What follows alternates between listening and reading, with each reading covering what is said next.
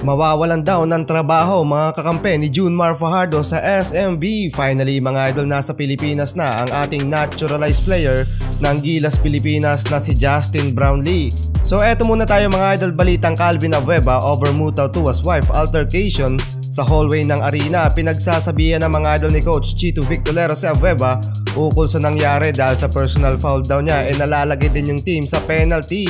Back-to-back ng talo ang Magnolia sa best of 7 series ng PBA Finals. Game 1 pa lang mga idol matapos unang matalo sa kamay ng San Miguel Beermen pinagsasabihan na ni Coach Chito Victolero si The Beast patungkol sa kanyang behavior sa loob ng court. Parang minimum average of 4 personal foul ang naitatala ni Abueva every game.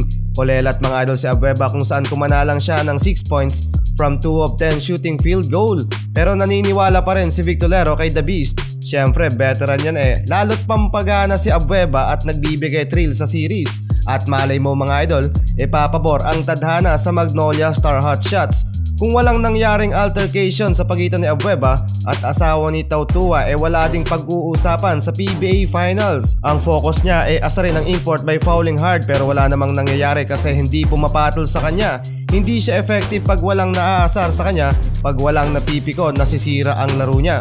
Mas gusto pa nga ni The Beast yung may pumapatol sa kanya. Well, wala pa namang suspension na magaganap pero inoobserbahan na ni Commissioner Willie Marshall ang behavior ni Calvin Abueva. Dahil sa pangyayaring ito mga idol, paniguradong exciting ang magiging laban ng SMB at Magnolia sa Game 3. Mukhang matinding asaran at pisikalan to mga idol. Abangan natin mga idol ang Game 3 ngayong February 7 Wednesday at 7:30pm. Samantalang tamang flex lang ng muscle si Junmar Fajardo. Bakit nga daw hindi siya masyadong tumitira ng tres sa loob ng court? Well, eto pabirong sagot ni Fajardo. Kaya daw hindi siya tumitira ng tres masyado kasi marami namang shooters sa SMB. At pag lagi daw niya paulanin ng tres ang game baka mawalan daw ng trabaho ang mga teammates niya. Pero may panglaban talaga si The Kraken mga idol, nag-average lang naman siya ng 50% beyond the arc. Parang may pinapamukha si Fajardo na easy lang ang mga nakakalaban. Ano sa tingin mo mga idol? I-comment mo na yan sa ating comment section.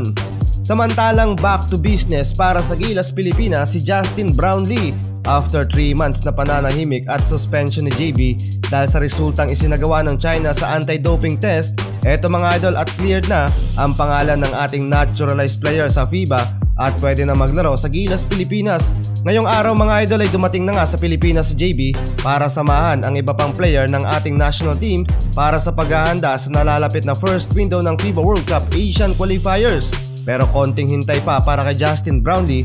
Effective ang naging suspension ni JB noong November 9 at magtatapos din ngayong February 9. Gilas Pilipinas will battle Hong Kong on February 22 sa Chosen 1 Stadium and Chinese Taipei naman sa February 25 sa PhilSports Arena.